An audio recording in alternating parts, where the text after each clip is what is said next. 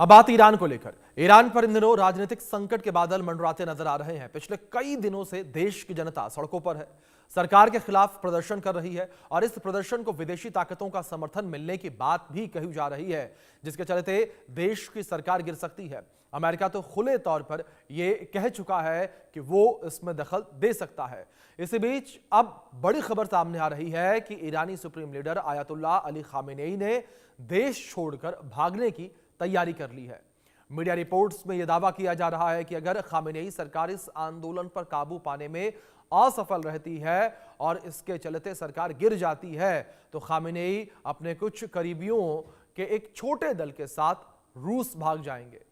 इस दल में 86 वर्षीय खामेनेई और उनके बेटे मुज्तबा समेत उनके 20 करीबी शामिल हैं।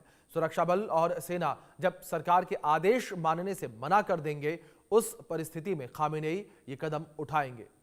इस खबर के सामने आने के बाद से ईरान में भारी हलचल मच गई है। आप रिपोर्ट देखिए।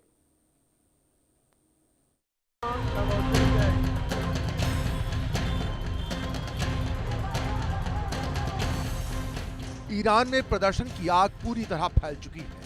78 से ज्यादा शहरों में प्रदर्शन की चिंगारी अब शोला बन चुकी है। आलम यह है कि प्रदर्शन में 35 से ज्यादा लोगों की मौत हो चुकी है और सैकड़ों लोग घायल हैं। उधर ईरान के सुप्रीम लीडर खामेनेई प्रदर्शन से मानो बेखबर हैं। प्रदर्शनों को रोकने के लिए ना कोई कवायद हो रही है, ना ही खामेनेई प्रदर्शनों को रोकने के मूड में नजर आ रहे हैं। हाँ, खबर इतनी जरूर है कि खामेनेई प्रदर्शनों पर लगाम लगाने के बदले ईरान से फरार होने की जुगत में है। ब्रिटिश अखबार द टाइम्स की खुफिया रिपोर्ट के मुताबिक 86 साल के खामेनेई अपने बेटे और उत्तराधिकारी मुज्तबा समेत करीब 20 लोगों के साथ ईरान छोड़ सकते हैं। जानकारी के मुताबिक खामेनेई के पास विदेशों में बेतहाशा संपत्ति और संसाधन मौजूद हैं। अनुमान ये भी है कि खामेनेई का अगला ठिकाना तेहरान की जगह रूस की राजधानी मॉस्को होगा। ईरान में हाल के दिनों में आर्थिक संकट, महंगाई और बेरोजगारी के खिलाफ ज्यादातर शहरों में 222 जगहों पर विरोध प्रदर्शन हो रहे हैं। कई शहरों में दुकानें बंद हैं और आम जनजीवन पूरी तरह प्रभावित है। प्रदर्शनकारियों की मांग है कि सरकार आर्थिक सुधारों और राजनीतिक स्वतंत्रता की दिशा में ठोस कदम उठाए, लेकिन खामेनेई सरकार इन मोर्चों पर विफल साबित हो रही है। देश की जनता आक्रोश में है। दिसंबर 2025 में ईरानी मुद्रा रियाल इतिहास के सबसे बुरे दौर से गुजर रही है। रियाल की कीमत गिरकर करीब 1.45 मिलियन प्रति अमेरिकी डॉलर तक पहुंच गई है। साल की शुरुआत से रियाल की कीमत लगभग आधी हो चुकी है। महंगाई चरम पर है तो खाने पीने और रोजमर्रा की चीजें 72% महंगी हो चुकी हैं। दवाओं की कीमतों में 50% तक की बढ़ोतरी दर्ज की गई है।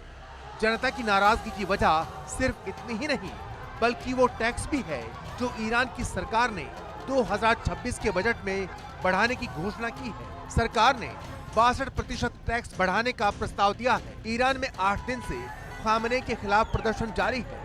मानवाधिकार कार्यकर्ताओं की रिपोर्ट के मुताबिक प्रदर्शन के दौरान कम से कम 35 लोगों की मौत हो चुकी है, जबकि 1200 से ज्यादा लोग हिरासत में लिए गए हैं। अमेरिकी राष्ट्रपति डोनाल्ड ट्रंप ने खामेनेई को साफ शब्दों में समझाया था कि अगर प्रदर्शनों में किसी भी प्रदर्शनकारी की मौत हुई तो ये बर्दाश्त नहीं होगा। अमेरिका पूरी तरह तैयार है और ईरान को इसका खामियाजा भुगतना पड़ेगा। अमेरिका स्थित मानवाधिकार संगठन HRAI और ओस्लो स्थित हेंगाओ ने आरोप लगाया है कि सुरक्षा बलों ने आम नागरिकों पर अंधाधुंध फायरिंग की, जिसमें बच्चों को भी नहीं बख्शा गया। देश भर में फैले इन प्रदर्शनों की शुरुआत ईरानी मुद्रा के गिरने और महंगाई बढ़ने के बाद हुई।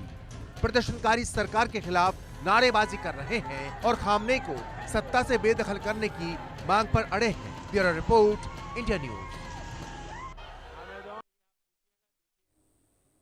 तो आपने रिपोर्ट देखी किस तरीके की स्थितियां इस वक्त ईरान में बनी हुई नजर आ रही है, किस तरीके से वहां की जनता, खास तौर पर युवाओं को लेकर बात करें, वो सरकार से और उनके फैसलों से नाखुश हैं। अब आपको बताते हैं खामेनेई का जो राजनीतिक सफर है वो किस तरीके से रहा है और ये अपडेट से 1989 से ईरान के सर्वोच्च नेता के पद पर खामेनेई काबिज है। आप समझिए, यहां पर रूहुल्लाह खुमैनी के निधन के बाद पदभार संभाला था, यानी कि करीब करीब यहाँ 36 साल से ज़्यादा हो चुके हैं। 1979 में ईरान में इस्लामिक क्रांति जो है वो हुई थी, ये आप समझिए किस तरीके से। और क्रांति के दौरान शाह मोहम्मद रजा पहलवी को हटा दिया गया, सत्ता परिवर्तन देखने को मिला। खामेनेई ने इस्लामिक क्रांति में बड़ी भूमिका निभाई थी। इस्लामिक क्रांति में बड़ी भूमिका खामेनेई की रही है। 1981 में खामेनेई को राष्ट्रपति बनाया गया था। आप समझिए पूरा मामला। और खामेनेई 8 साल तक राष्ट्रपति भी रहे थे। तो कुछ इस तरीके से राजनीतिक सफर रहा, लंबा चौड़ा राजनीतिक सफर। और 1989 से ईरान के सर्वोच्च नेता के पद पर काबिज है खामेनेई।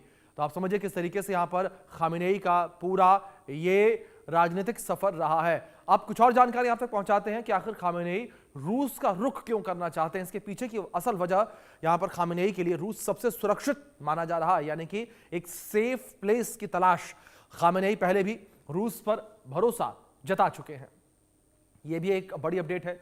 और खामेनेई ने व्लादिमीर पुतिन की कई बार तारीफ भी की हुई है, यानी कि रिश्ते बेहतर हैं। रूस और ईरान की संस्कृति में काफी समानता भी देखी जाती है, यह भी एक पॉइंट है। सीरिया के पूर्व तानाशाह बशर अल असद से मिलता जुलता ये प्लान जो है वो माना जा रहा है, यानी कि सिमिलर प्लान है ये। नवंबर 2024 में बशर अल असद ने यही मॉडल अपनाया था और रूस भाग गए थे। बशर अल असद सरकार गिरने के बाद मॉस्को भाग गए थे। रूस की राजधानी है मॉस्को। वहां पर बशर अल असद जो है वो सरकार गिरने के बाद भाग गए थे।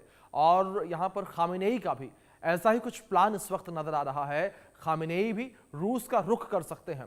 दूसरी ओर भारत सरकार ने ईरान में जारी हिंसा और प्रदर्शनों को देखते हुए अपने नागरिकों को वहां गैर जरूरी यात्रा से बचने की सलाह दी है। क्या कुछ कहा है विदेश मंत्रालय ने, आपको ग्राफिक्स के जरिए वो भी दिखाते हैं, बताते हैं कि क्या एडवाइजरी यहां पर गृह मंत्रालय के द्वारा जारी की गई है। आप समझिए, यहां पर भारतीय नागरिक ईरान की गैर जरूरी यात्रा से बचें, ये कहा गया। सबसे पहला पॉइंट है ये, एक महत्वपूर्ण पॉइंट भी है ये। ईरान में रेसिडेंट वीजा पर रह रहे भारतीय रजिस्ट्रेशन करवाएं, ये भी कहा गया है सरकार के द्वारा, ताकि सरकार के पास आंकड़े रहें। भारतीय दूतावास में जल्द से जल्द रजिस्ट्रेशन करवाना होगा, ताकि सरकार को पता रहे कि भारतीय मूल का व्यक्ति कहां पर मौजूद है। भारतीय नागरिक ईरान की गैर जरूरी यात्रा से बचे, ये एक महत्वपूर्ण सलाह जो है वो सरकार के द्वारा यहां पर दी गई है। तो आप समझिए किस तरीके से सरकार जो है वो लगातार चिंतित नजर आ रही है और लगातार भारतीय समुदाय के जो लोग हैं, जो भारतीय मूल के लोग हैं, उनके लिए एडवाइजरी जारी की जा रही है। उनसे ये अपील की जा रही है कि जो ईरान की यात्रा है उस यात्रा से बचें और साथ ही साथ अपना रजिस्ट्रेशन करवाएं, यानी कि सरकार को बताएं कि कहां पर आप रहते हैं, क्योंकि सरकार भारतीय लोगों की चिंता इस वक्त कर रही है।